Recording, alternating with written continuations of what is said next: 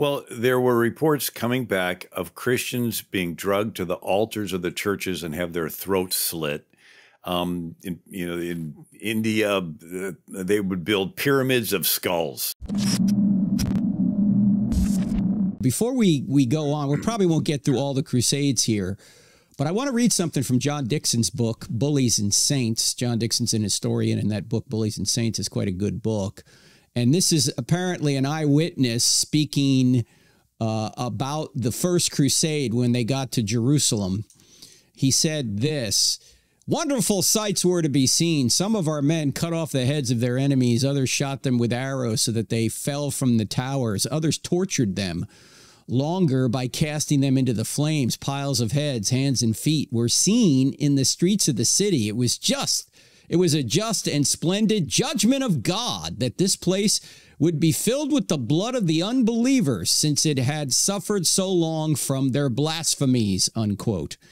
Now, as we mentioned earlier in the program, this crusader probably never had read the Bible because the Bible was not available. But he, since the Pope said, you're going to be absolved from your sins if you go on this crusade and you go to Jerusalem and you defeat the enemies, everything's going to be great. This crusader decided this was valid judgment, and to torture these people was a good thing. This obviously was not commanded by God.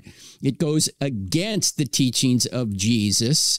However, there was a military reason to liberate Jerusalem from the Muslims, but carrying it out this way was not the way to do it. Bill, what was the, if we could put into the heads of people what we now call just war theory, why was a crusade properly done something that could be considered a just war?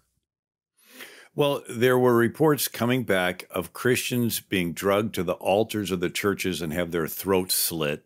In India, they would build pyramids of skulls. The Ghazis would go in there, and so these reports go back to Europe. And the thought was that if you're really Christian, how can you sit back and say, look, they're Greek Orthodox and you're Roman Catholic, but you're not going to come to their rescue because of a religious difference. You need to go and protect them. Rescue the orphan and the widow.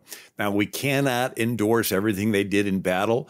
You go into battle, and they're young people, young men, and they're fighting, and you have all the passions, and so there's atrocities done on both sides that cannot be defended.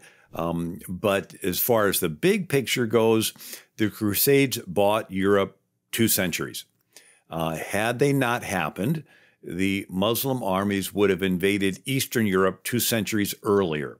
Once the Crusades ended, they did invade Eastern Europe, and they did conquer half of Eastern Europe. They invaded Hungary and Albania and Serbia and all these different countries, and held them captive for centuries.